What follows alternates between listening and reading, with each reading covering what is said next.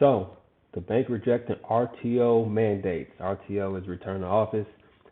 Looks like Citigroup plans to allow employees to continue working remotely at least 2 days a week. I mean, that might not be ideal for people, but I definitely think that's a hybrid type of ideal model. Because you got some companies that say, hey, we offer hybrid work. And then you look, they say 4 days in the office, 1 day from home, which is a perfect balance. These are the exact words I've seen a recruiter post. And that's their words, not mine. I'm just repeating what they said. But they're not. I like the fact that they're doing their own thing and making their own decision. They're sitting at that round table or war room or however they're doing it. Maybe Zoom with them being 2 days from 2 days from home or whatever platform they use. But you got other banks like J.P. Morgan, Goldman Sachs, and Morgan Stanley. They claim that working from the office is better for learning and culture. I think it's like a 50-50. I think, depending on your personality and stuff like that, that would determine, whether you want to work in the office or not.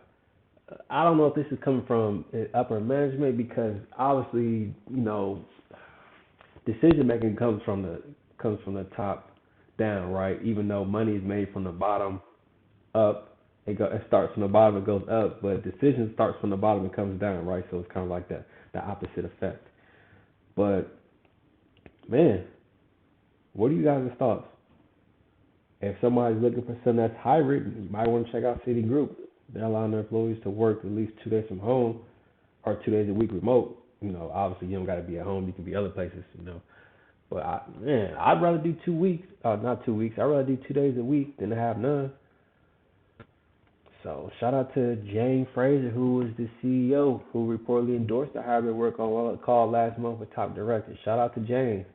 Jane doing big things. Hey, you might want to tap in with Citigroup and go work for Jane because, man, it looks like she's, maybe taking a listening ear to what other people have to say. I'm not really sure what her mindset is, but definitely sounds like somebody that's listening and taking into consideration what's actually going on rather than just following suit what everybody else is doing, right? Because most of the time that's what people usually do. They tend to see what other people is doing and then they do that. Actually, you learn a lot about that in the book called Influence, because that's basically like social proof.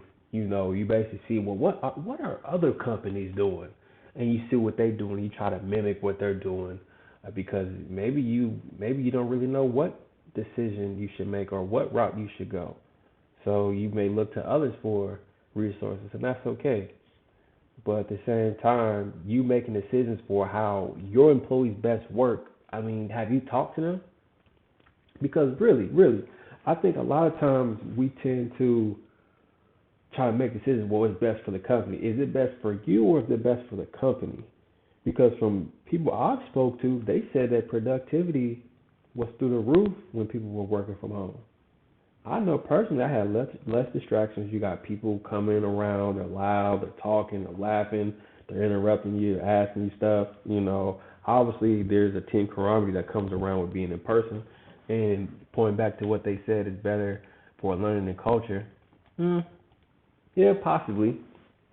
There's something about being physically there, but at the same time, what works best for the employees. Because without the employees, the company doesn't work. The CEO doesn't get his bonus, and the C-level executives don't get their bonus and stock options and equity and whatever else they may have offered, man. So I just want to bring this to you guys. Let me know what your thoughts is, and see you next time.